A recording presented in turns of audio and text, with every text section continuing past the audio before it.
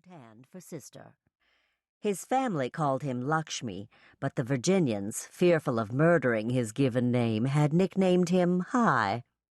It suited him, for he was tall and reed thin, with salt and pepper hair, a handsome man who reveled in the high life. His wife, Madure, now Mandy, had been Miss Cosmos in 1990. At 39, her stunning beauty had only intensified with age. Their children, 8 and 10 years old, were tucked in bed at home, 2 hours southwest of Fauquier County, where everyone was gathered.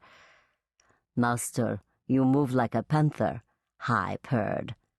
"Means I have claws." She smiled up at him, a pleasure for her since she often looked a bit down at a fellow. "I've seen them." He held her tighter. He had, too. There were moments in the hunt field when she had to wield her power lest a hound, horse, or human be endangered, usually in that order. After their waltz, High walked Sister back to her table, where she and Gray sat down at the same moment. The band took a break. "What a party," Gray grinned, his military mustache calling attention to his white teeth. "Any time I'm with you, darling, it's a celebration." He kissed her on the cheek. For a year and a half they'd been keeping company, as Sister's generation politely called it. They drew closer each day, but neither one was prepared to say, "I love you." But they did love each other. In fact, many of the people in this room loved each other, but they may not have recognized the feeling. Americans focus on romantic love, particularly the pursuit stage, glossing over the sustaining bonds of friendship, a condition Sister often thought of as love made bearable. She enjoyed the members of her club and loved a few with all her heart. There were Teddy and Edward Bancroft, friends for most of her life. She loved Betty Franklin, her first whipper-in. A prized position and sometimes a dangerous one. Betty Franklin, in her 40s, stood talking to a group of people while Bobby, her husband, returned from the bar with her tonic water and lime. Sister cast her eyes about the room and smiled, perhaps not realizing how very much she did care for many of those assembled, but realizing she was happy, blissfully, rapturously happy.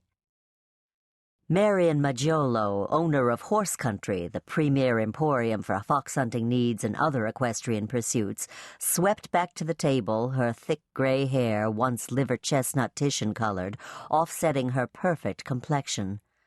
No woman could look at Marion without envying her incredibly creamy skin. The rest wasn't bad either, for she knew how to put herself together, displaying the creative eye so evident in her store displays.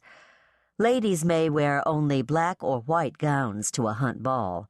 Marion's elegant white dress, clearly custom-made because it emphasized all of her best parts, was no exception tonight. "This ball is a triumph," Marion told Casanova's masters, now back at the table.